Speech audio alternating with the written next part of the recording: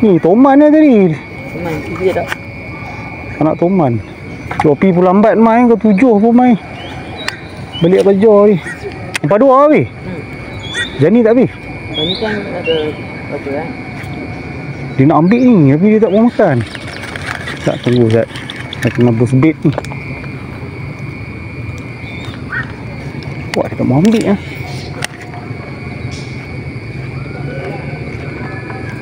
Pom lah. Tu dia ada tu dia tadi.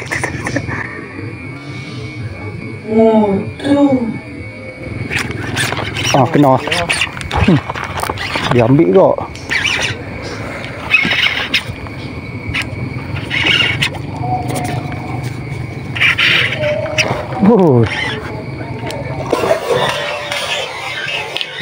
Main baik.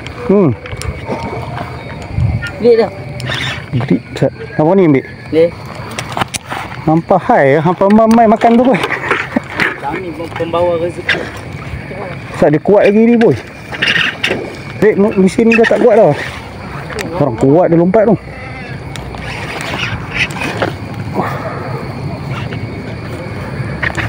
Dia kuat lagi lah boy.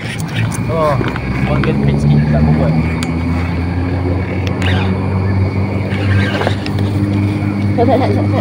Dia kuat lagi boy. Jaga boy.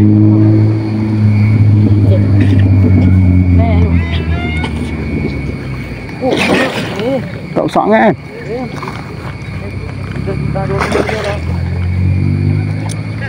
Dua kilo dah ni. 2 kilo. Kawan ni dia lambung. Haruan ke Toman ni? Tengok haruan mana tahu. Haruan tu.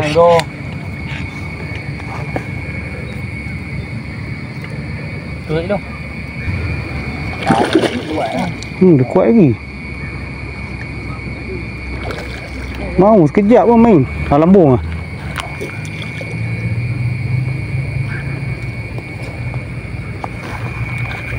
Alhamdulillah. Jaga. Ui, lama tak kena Toman. Kurang-kurang ni Cik Opi 5 kilo ni. 4 kilo lebih dah. Tak sampai 5 ni. Ya, sampai. Berat tadi. Sikit je. Pandai masak dok. Oh, ni Toman dengar apa? Bulan hal. Katanya makan aku punya besar tu macam ni pakai roti apa Kami pakai roti kat titi tu. Toman dah. Oh, terlucu. Tu haruan gila. Besar tu. Besar ni haruan. Dia kangkang mata. Dekat zigzag. Dia. Ya, dekat atas sikit.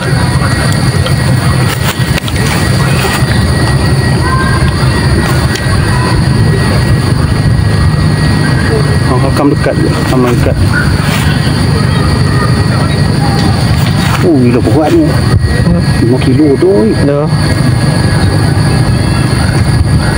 Okey dah.